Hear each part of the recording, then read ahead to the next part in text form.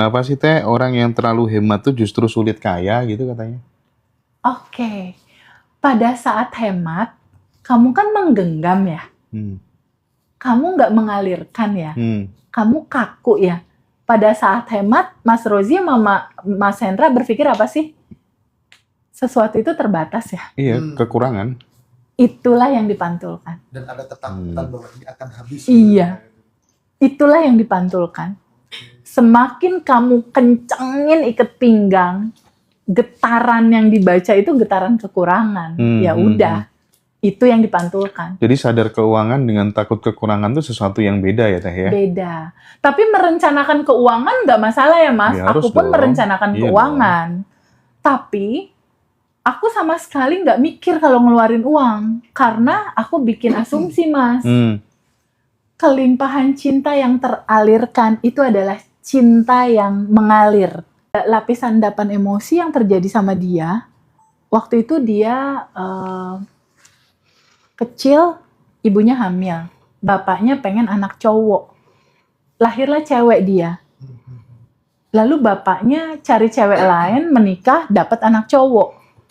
Jadi si anak ini pada saat kecil merasa tidak diterima. Merasa tidak diinginkan kehadirannya. Dan dia merasa dia disakiti sama ayahnya dengan sikap ayahnya seperti itu gitu. Dan dia merasa bahwa cinta ayahnya nggak full ke dia. Nah rasa ini kan terekam di tubuh dia. Yang terekam ini mengundang laki-laki yang hadir dalam kehidupan yang memberikan rasa yang sama seperti itu. Muncul ya rasa-rasa yang Loopingan itu terjadi di realita hidup dia. Nah ini menarik nih untuk yang mau ikut quantum alignment atau siapapun teman-teman yang mungkin mengalami ini gitu. Mau tetap polanya terjadi lagi atau mau izinkan larut terurai dan selesai? Tentunya mau selesai kan? Bener nggak? Capek kalau ngerasain ini terus. pasti dong. Ya, tolong diri kamu sendiri untuk terbuka menerima semua realita itu, mengikhlaskan itu, lalu izinkan semua energi lapisan endapan emosi itu larut terurai, mengalir terurai. Gak usah kamu pegangin lagi. Semua cerita-cerita itu hanya sebuah cerita. Hanya sebuah cerita.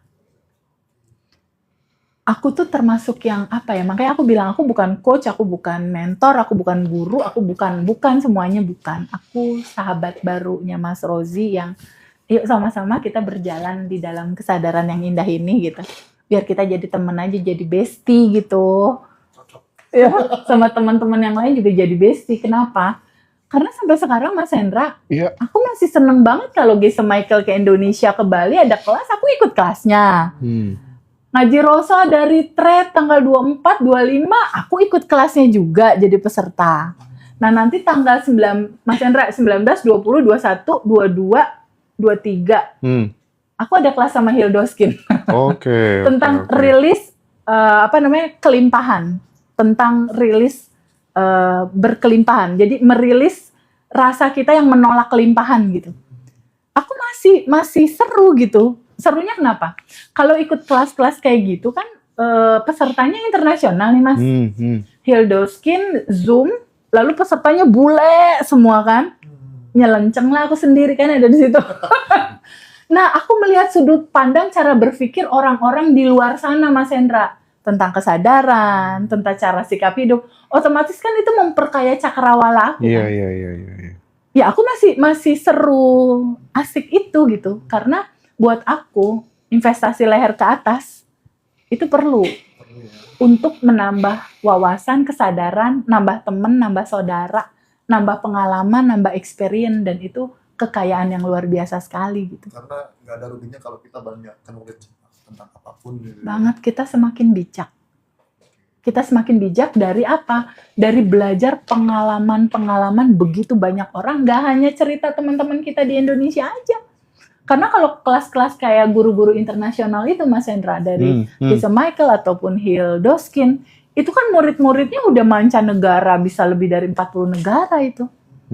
Kalau kita melihat sudut pandang pengalaman-pengalaman mereka itu bisa jadi kekayaan yang luar biasa tanpa perlu kita ngalamin jatuhnya mereka kan. Benar.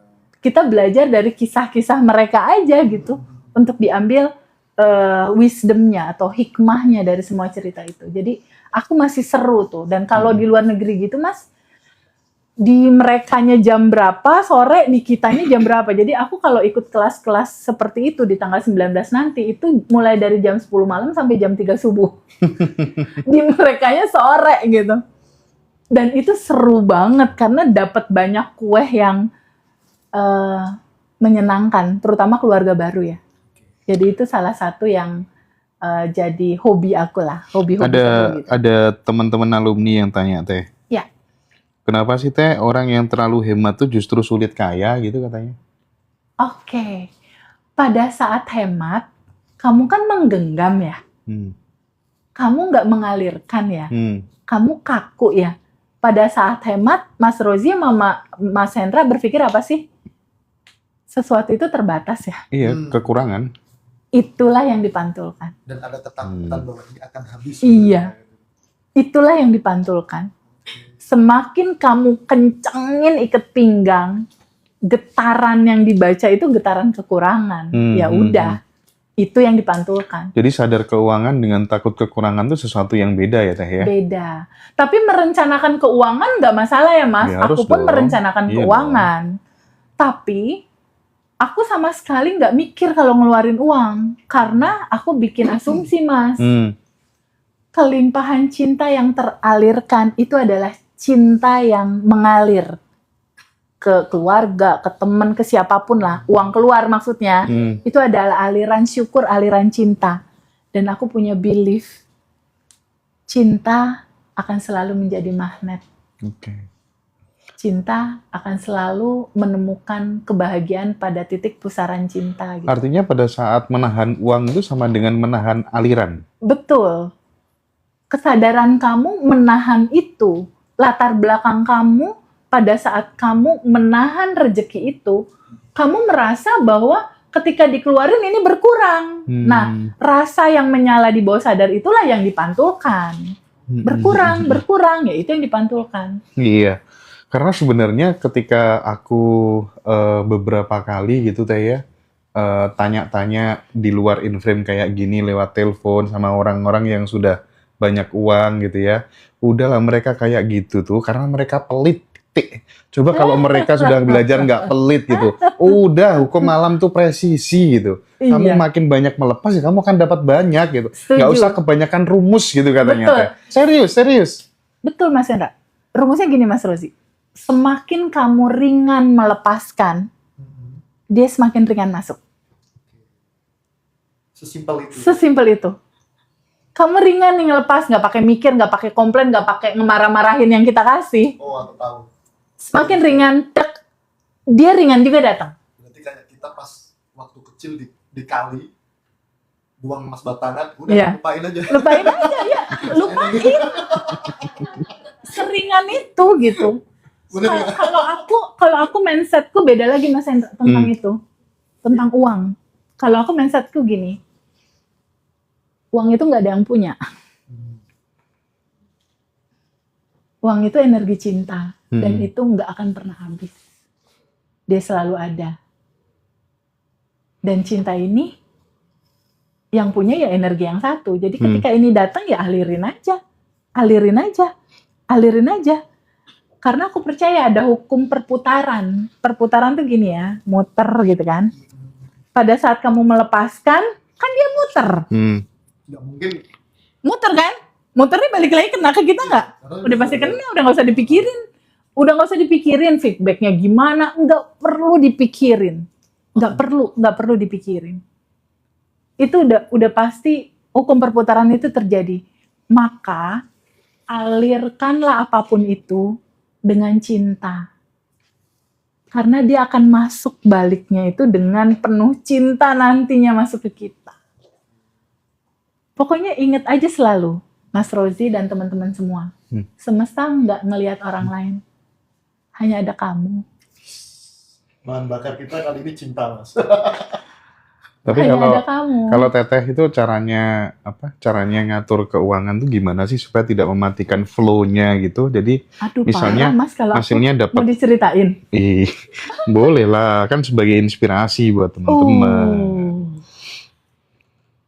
Aku berbisnis bersama Allah, Mas. Aduh sorry ya, aduh maaf ya, maksudnya Mas Hendra sih nanya. Jadi dari uang yang masuk, aku mensyukuri banget Allah ya, udah apa yang udah Allah kasih itu udah lebih dari cukup, udah luber Mas. Jadi ibaratnya sebuah perusahaan ada sharing profit gitu. Jadi uang yang masuk 10 juta, itu sharing profit untuk Allahnya 51%.